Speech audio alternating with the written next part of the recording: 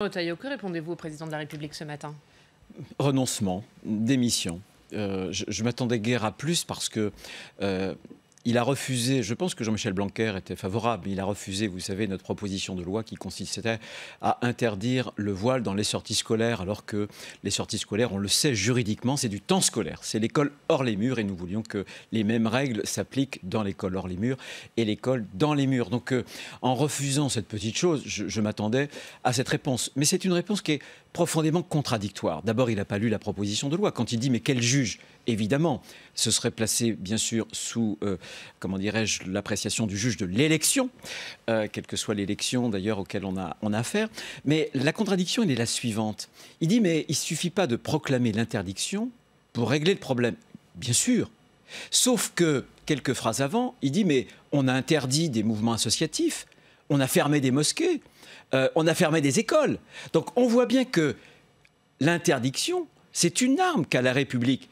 Et quand on ferme une mosquée, il y a quand même la liberté religieuse en France. C'est pas rien. Elle est proclamée par la Déclaration des droits de l'homme et du citoyen.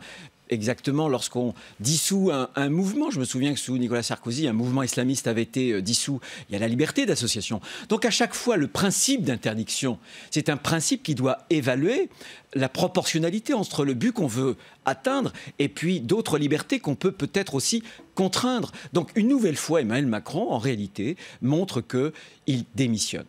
C'est l'immobilisme. Il démissionne face à quoi, clairement? Il démissionne face à l'islam politique qui est en train de gangréner de nombreux de nos territoires lorsque Christophe Castaner m'a invité l'autre jour avec Nicole Belloubet et Laurent Nunez. Il a invité, c'était son choix, ça n'était pas le mien, un universitaire que je ne connaissais pas, Bernard Rouget, qui sort d'ailleurs au mois de janvier un livre qui sera intitulé « Les territoires conquis par l'islamisme ».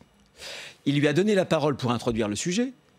Le propos, le constat de cet universitaire était froid, mais il était glaçant, nous citant des cas où dans des universités, des jeunes filles ne pouvaient plus se dire juives parce qu'elles étaient persécutées, ne pouvaient même plus se dire chiites. Le chiisme, c'est une partie de la profession musulmane, la confession musulmane. Donc on voit qu'on est allé très loin. Je pense par ailleurs que le président de la République ne parvient pas à saisir ce qu'est le djihadisme. Il y a le terrorisme qui est sanglant, que nous combattons à l'étranger et sur les territoires français. Mais il y a la fabrique des vocations djihadistes de demain, qui s'appuie sur un séparatisme, qui s'appuie sur un islam qui proclame que la charia est au-dessus des lois de la République. Et plusieurs études, l'Institut Montaigne il y a 2 ans, la Fondation Jean Jaurès il y a quelques semaines, nous ont appris que 30% pratiquement de nos compatriotes musulmans pensaient que la charia, c'est-à-dire la loi de Dieu, la loi religieuse, devait être au-dessus de la loi républicaine. Si on ne fait rien, on démissionne. C'est le renoncement.